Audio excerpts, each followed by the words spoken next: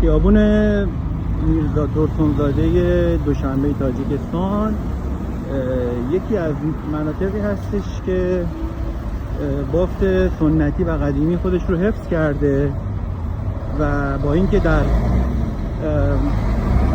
مجاورت خیابون‌های اصلی شهر هست، ولی میبینید که خونه ها اکثرا به صورت ویلایی هستن یا همون حولی که دوستان تاجیکمون میگن. خیابونش هم واقعا شلوغ، ماشین‌های زیادی هستن، منطقه کلا شلوغ و پرترددی هست، ولی همچنان در واقع بافت خودش رو حفظ کرده. همونطور که میبینید ما حالا داریم تو این خیابون قدم میزنیم و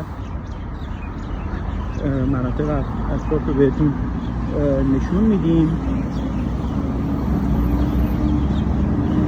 اینجا فقط بهتون بگم که قبلا یک زندان بزرگ بوده، زندان معروفی بوده که البته الان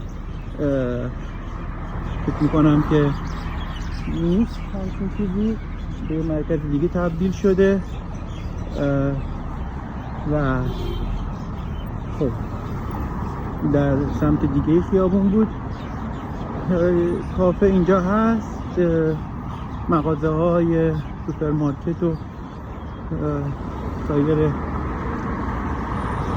مغازه ها هستن اینجا، باز هستن، فعالیت میکنن و همونطور که میبینید خیلی شلوغ هست. اطرافش هم پر از مناطق مسکونی و ویلا و کوچه هاش همه در واقع پر از خونه های ویلایی و مسکونی هستن. این منطقه در مجاورت در واقع میشه گفت میدان استقلال هست و میگم اگر